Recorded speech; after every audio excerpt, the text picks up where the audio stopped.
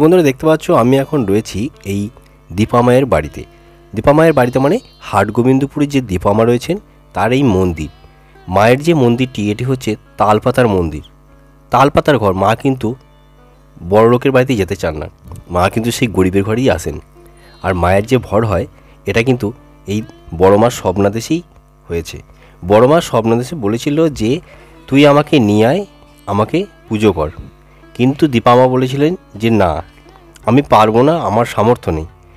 তাই উনি বলেছিলেন, মানে বড় মা বলেছিলেন যে তুই আমাকে একটা জবা ফুলও দিতে পারবি না, আমার পায়ে কি একটা জবা ফুল দিতে পারবি না, এই কথাটাই বলেছিলেন।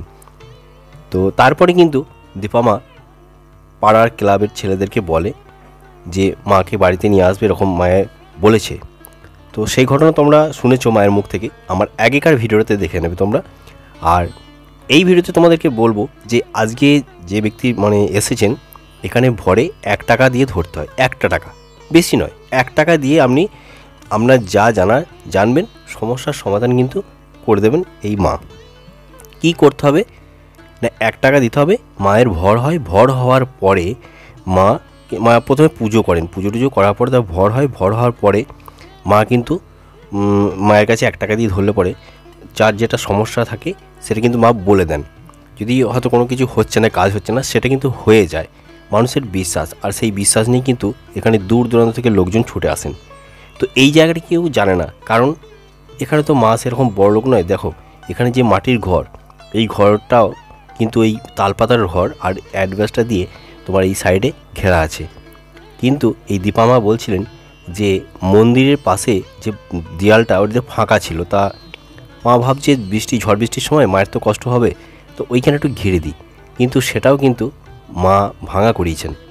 তার মানে মা কী চান, মা কিন্তু টাকা পয়সা কিচ্ছু চান না। মা চায় ওনার যেন পুজো হয় একটা করে, মানে পায়ে একটা চরণ, তার মায়ের চরণে যেন একটা করে জবা ফুল পড়ে, এতেই সন্তুষ্ট। কিন্তু দেখো সেই কারণেই মানে ভগবানরা কিন্তু ওই গরিবের বাড়িতেই আসে, আর বড়লোকের বাড়িতে কিন্তু চট করে যান না। কারণ বড়লোকের সময় কোথা, যারা বড়লোক তারা তাদের নিজেদের কাজ নিয়েই ব্যস্ত থাকে। আমরাও নিজেদের কাজ নিয়ে ব্যস্ত থাকি, কিন্তু এই মায়ের পায়ে, মাকে একটু সেবা করব, মায়ের পায়ে যে একটু জবা ফুল দেবো, পুজো করব, এইটা আমাদের হয় না, সত্যিই হয় না। তাই আমাদের খুব খারাপ লাগে। তো যাই হোক, আমরা কিন্তু ফুল না দিতে পারলেও কিন্তু মায়ের যে ভিডিও বানাতে পারছি, এটা কিন্তু আমাদের চরম ভাগ্য যে আমরা এই মানে এখানে এসে, এই যে সোশ্যাল মিডিয়াতে এসে এই তোমাদের সাপোর্টে কিন্তু আমরা কিন্তু এই মাকে দর্শন করতে পারছি, আর অনেক কিছু জানতে পারছি, তোমাদের মাঝে শেয়ারও করতে পারছি। কিন্তু তোমরা আমাদেরকে আর সাপোর্ট করছো না। তোমরা সাপোর্ট করলে এরকম আরও অনেক জায়গা আছে, মা কিন্তু সত্যিই আছেন। তো সেই সব ভিডিও তোমাদেরকে দেখাবো, এখনও আছে, এখনও অনেক জায়গায় আছে। তো তার জন্য কী করতে হবে, তোমাদেরকে চ্যানেলটিকে সাবস্ক্রাইব করে পাশে থাকা নোটিফিকেশান বেল আইকনটিকে প্রেস করে রাখতে হবে। তাহলে যখন ভিডিও আসবে তখন কিন্তু সবার আগে তোমার কাছে পৌঁছে যাবে, ঠিক আছে? তো এই মা এখন যে ব্যক্তি এসছেন তাকে কি বলছেন সেটা শোনাবো। তবে আমি কিন্তু এখানে অচেনা জায়গা ছিল, সেই কারণে আমি কারোর মুখের ছবি নিইনি, কারণ কি বলছেন সেই সাউন্ডটা নিয়েছি, ভয়েসটা নিয়েছি আর কি। দেখো অনেকেই তো এখানে গোপনভাবে আসে, বাড়ি থেকে না বলে আসে, লুকিয়ে আসে।